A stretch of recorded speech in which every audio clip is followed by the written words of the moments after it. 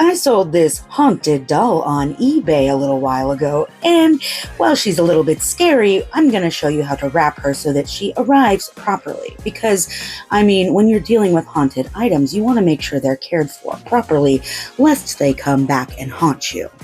First, we're going to make sure we wrap their heads in tissue paper. I just don't like the idea of putting plastic up against a porcelain doll's face, plus this helps protect the hair while it is in transit and it doesn't get messed up. So we just secure that in place right here on the head, and then what we're going to do next is we're going to wrap some bubble wrap on the hands. So I have some small pieces of bubble wrap. I'm going to make sure that I wrap each hand gently so that they don't break in shipping. Okay, now that we have the hands wrapped with bubble wrap, we're going to do the head. So we're going to take one piece of bubble wrap and we're going to wrap it all the way around her head.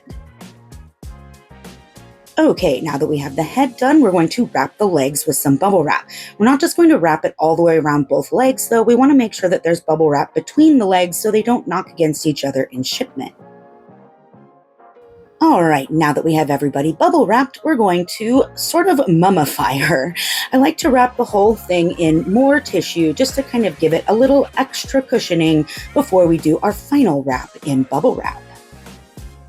All right, now that she is wrapped in tissue paper, we are going to do the bubble wrap. Now I like to go head to toe and make sure that they are wrapped top to bottom. Like I said, top to bottom, but sometimes I misjudge the amount of bubble wrap. So hold on, let me grab some more. And then I just figured I would pull a couple of squares off. But of course, sometimes you can't find where the perforation is. I know you all understand this struggle, which is why I left it in the video. After a short trip on the struggle bus, I figured it out, and now we have enough. So make sure that they're covered completely top to bottom, and then wrap around. You can see at the bottom there, I actually have the stand still attached to the doll. That's how I usually like to ship it all, so that it stays in one spot. As you are taping her up, make sure that you are tucking in the edges around her so that she's nice and snug.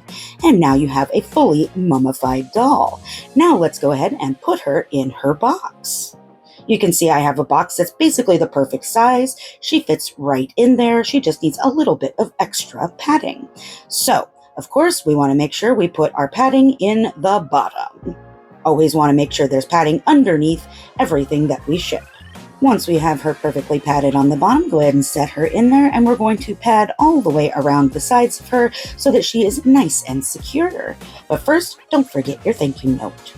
Also, don't be afraid to go and get extra padding if you don't have enough when you first started out.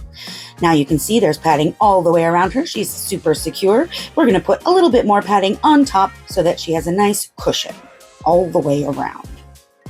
Now that she's properly cushioned, give it a good bounce. It's got just enough bounce to it, and it's time to go ahead and close her up. One last quick shake, make sure everything is secure, and you are all set. And your doll will arrive happy.